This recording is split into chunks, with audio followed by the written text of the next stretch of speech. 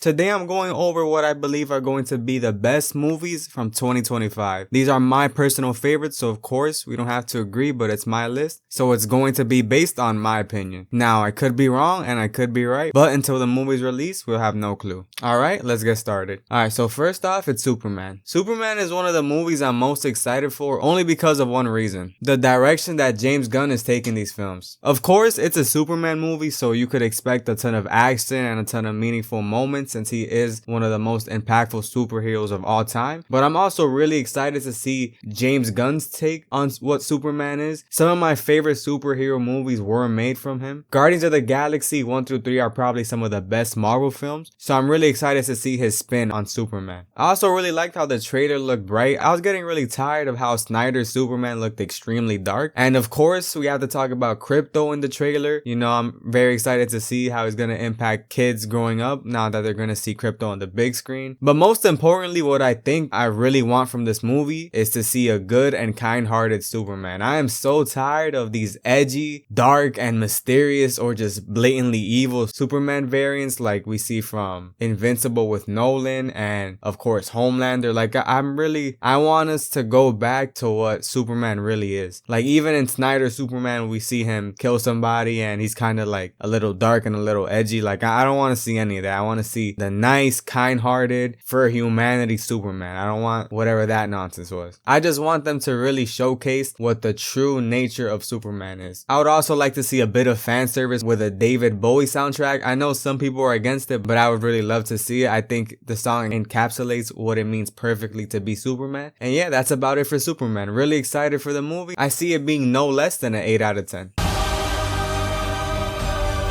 Alright, the next movie up is the Fantastic Four. The main reason I want this Fantastic Four to succeed so well is because I really do think the MCU needs a new face. What I mean by that is that the Avengers kind of fell off after Endgame, of course, because we no longer have Cap and we no longer have Iron Man. Some of you are probably saying we do have a Cap, but I mean Steve Rogers specifically. You could try to change who Captain America is, but the effect that Steve had on the franchise will probably never be replicated by any other Cap variant ever throughout existence. So I just think people are really done with the Avengers. So I think this is a perfect time for the Fantastic Four to finally bring in the next family and be the next face of Marvel. The way I think they're gonna do this is through the Secret Wars saga. I think it's gonna mainly involve them. I could be wrong, could be right, but since the Secret Wars saga does involve Doom, it's a perfect way to tie in Reed Richards, even though it is set in another universe. But I do think they are going to play hand in hand. Even if they aren't the main faces of the MCU, I'd still be excited to see what Kevin Feige does with them. What I also really want to see from the Fantastic Four is to showcase the family dynamics. It's one of the best parts of the comics and how it's more of a family rather than just a traditional team, and a lot of interesting family dynamics that I think would be great to see on the big screen. Another thing I'm also excited is to see Ben Grimm played by Eben Moss. This actor is my favorite from the cast only because of his performance in The Bear in his episode Forks, so I do think he could probably handle the role. The Thing specifically is kind of a tragic character, and I'm really excited to see how they're gonna tackle that, or if they're not just gonna talk about it at all, but they probably are. As for Pedro Pascal as Reed Richards, I'm not really sure at first because I was really excited for John Krasinski, but that's only because I love The Office. But as for Pedro Pascal, I'm not a huge fan of The Last of Us, but I did love his character in Game of Thrones. But overall I think he'll do a great job, and it might grow on me over time. Another thing I'm excited for that a lot of people aren't talking about is the Silver Surfer. I'm really excited to see how they portray the Silver Surfer and his loneliness and how hard it could be serving Galactus. And as for Galactus, I'm finally excited we're gonna see him in the MCU. A lot of people were curious why they didn't save him for like the next big Avengers movie, but people need to understand that Galactus has always mainly been a Fantastic Four villain, so I actually do think it's a perfect way to debut the Fantastic Four. Have this big, bad, and threatening villain to showcase just how smart and how capable the family is before you mix them in with the other characters. As for how Galactus is going to be introduced, I think they're probably going to do something with Reed's son, because that's usually how they do it in the comics. It doesn't even matter how they do it, I just think they're going to execute it well. As for not including Doom in the first movie, I think I understand what they're trying to do. I think they're gonna tie him in later on in Secret Wars, but I could be wrong. They are set in another universe, so maybe that Doom comes from their universe, and that's why he's played by Robert Downey Jr., because maybe that variant became Doom in that universe. I'm not too sure yet, but I do think it's gonna do well. Overall, I'm super excited for the Fantastic Four, and I think if done right, it could be one of the best MCU movies of all time.